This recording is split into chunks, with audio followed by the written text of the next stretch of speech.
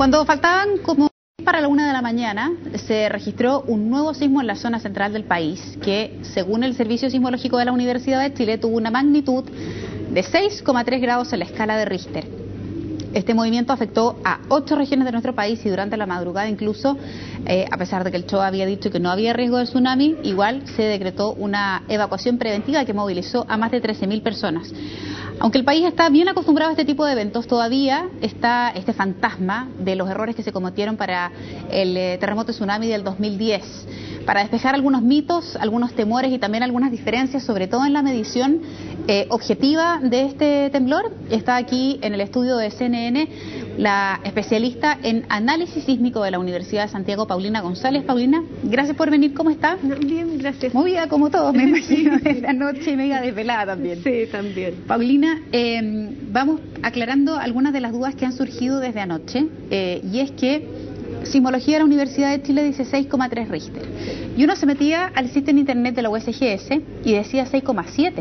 Claro. Y sabemos por experiencia que alguien dirá 4 décimas no es nada, pero para efectos de un temblor, las décimas son, entiendo, logarítmicas, o sea, nos da lo mismo cuando uno habla de 6,6 o 6,7. ¿Por qué se produce esta diferencia entre lo que mide Estados Unidos y lo que medimos en Chile? Lo que ocurre es que Estados Unidos tiene una red de instrumentos sísmicos que están más alejados que los que están en Chile, que pertenecen al servicio sismológico.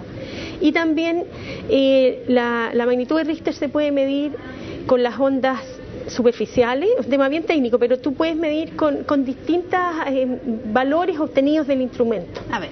Entonces, la Universidad de Chile indica claramente cómo calcula la magnitud. A una le llama magnitud local, a otra le llama magnitud debida a las ondas S y la magnitud debida a otro tipo de ondas que obtienen del instrumento sísmico. Entonces, clarificado eso, en realidad, lo que interesa es hacer una comparación de distintos eventos, obtenía la magnitud con la misma fórmula, por decirlo así. Entonces, el servicio sismológico se mantiene con sus fórmulas y por lo tanto son comparables todos los cálculos que haga de todos los eventos sísmicos de Chile, y el Servicio Geológico de Estados Unidos con su red también hace su medición e indica cómo la calculó. Entonces está claro en realidad cómo se obtiene cada una de esas mediciones. Las dos están bien. Hay que tener en cuenta también que los instrumentos sísmicos, si están más alejados, tienen una cierta capacidad de medir el evento, y los que están más cercanos tienen otra capacidad. Entonces, eso hay que tenerlo en cuenta al comparar. Paulina, y respecto de los tiempos de espera, en general, a partir de los últimos sismos que ha habido y también del terremoto del 2010, da la impresión, y me sacas del error si estoy equivocada, que Estados Unidos en general publica los datos, particularmente el magnitud Richter, que es objetivamente el dato concreto, antes que lo que podemos tener en Chile. Hay un poco más de demora en nuestro país. ¿Hay para eso alguna explicación? Bueno, Estados Unidos es un país desarrollado, lo más probable es que tenga sistemas de turno, entonces hay un especialista instalado allí en el centro donde llega la información y puede obtenerla y calcularla inmediatamente.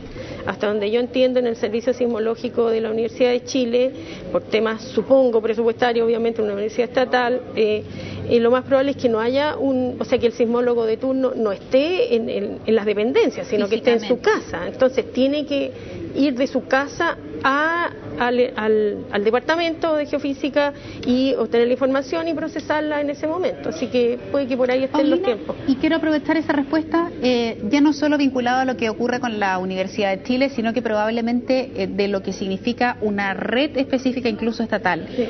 ¿Están hoy día los expertos, la cantidad de profesionales y los recursos disponibles para que este país esté informado al momento de producirse una catástrofe, llámese terremoto, tsunami, aluvión, etcétera, etcétera?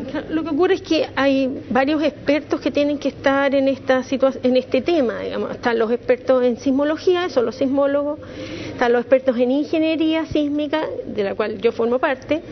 Están los oceanógrafos también. Bueno, los oceanógrafos, en el caso de las inundaciones están los ingenieros hidráulicos, especialistas en el tema de inundaciones. Entonces, para cada evento sísmico hay profesionales técnicos preparados, pero todo eso además de ser coordinado por alguien experto en desastres, porque yo soy ingeniero, pero no soy experta en desastres, o sea, puedo hacer estudios sobre cómo diseñar los edificios para que resistan los terremotos, pero el manejo del desastre más global, hay otras especialidades que son muy escasas y parece que aquí no hay. ¿No hay suficiente personal adecuado en el manejo del desastre? Yo creo que por ahí está el tema, o sea, el manejo del desastre en realidad aquí está a cargo de la ONEM, entonces ahí deberían estar los especialistas expertos en el manejo de los desastres y por supuesto tener los técnicos especialistas en cada uno de los eventos de desastres naturales que puedan producirse. Paulina, entiendo que la pregunta que te voy a hacer a continuación es compleja contestar desde la posición en la que usted está, porque no es ni de la política ni tampoco del CHOA, pero quiero tratar de llevarla entonces a un contexto quizás más analítico. Tiene que ver con que ayer se produjo algo que, para juicio de países también sísmicos, es como inentendible, y es que el CHOA, que es el organismo encargado de decir si hay o no tsunami, dice no hay riesgo tsunami, y la gente con la ONEMI dice hay una evacuación preventiva. ¿Cómo se entiende finalmente que no se le crea a una institución que da un veredicto que se supone que es técnico y con los antecedentes necesarios y se produce una evacuación preventiva, suponiendo lo que significa movilizar a la ciudadanía, llevarla a los cerros? O sea, es un aparataje grande el que se mueve. ¿Cómo se recupera la confianza? La pregunta en concreto. Es que en realidad ese es un tema complejo. Yo no creo ser especialista en el comportamiento humano. Yo creo que ahí tiene que haber psicólogos que ayuden a tomar estas decisiones, porque es un tema que afecta a las personas. Entonces, ¿cómo manejar el pánico? Que no le creen a las instituciones, ¿no es cierto? Porque eso, bueno, producto de lo que ocurrió en 2010, que es muy cercano. Entonces, yo creo que eso se puede resolver o se puede ayudar a resolver con un tema de educación. Estamos en un país sísmico, o sea, hay que ver, y ni siquiera tenemos que inventar, hay que copiar qué es lo que hacen en Japón, por ejemplo. En Japón, desde chiquititos en los colegios a los niños les enseñan cómo actuar ante un evento sísmico. ¿Eso sumaba a tener más recursos?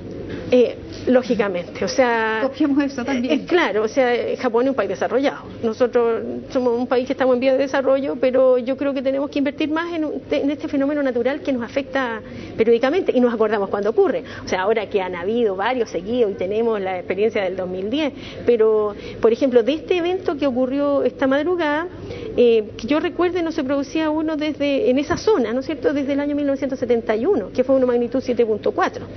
Entonces pasó bastante tiempo. Ya la gente se lo olvida. ¿Es normal, Paulina, que esté temblando tanto? Porque el último temblor, digamos, muy perceptible y que la gente se autoevacuó y más o menos pasó lo mismo que anoche fue, si la memoria no me falla, a principios de marzo.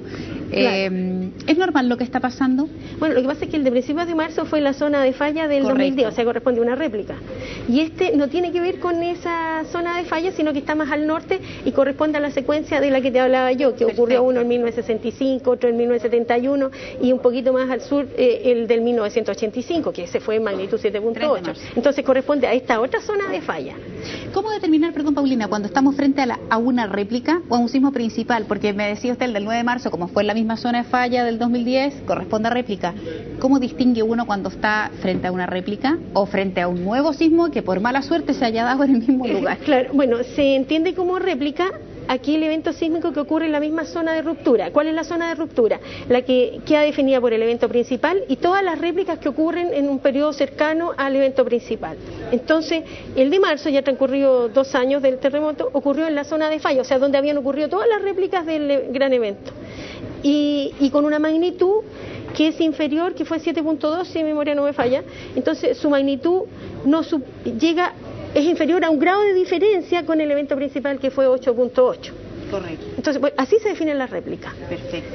Paulina, te quiero agradecer mucho que hayas venido al estudio CNN a hablar de este tema como una especialista. Que tengas una muy buena tarde. No, de nada. Gracias. Nosotros nos vamos a la pausa. Lo dejo además con la receta de hoy de Carlos Cocina.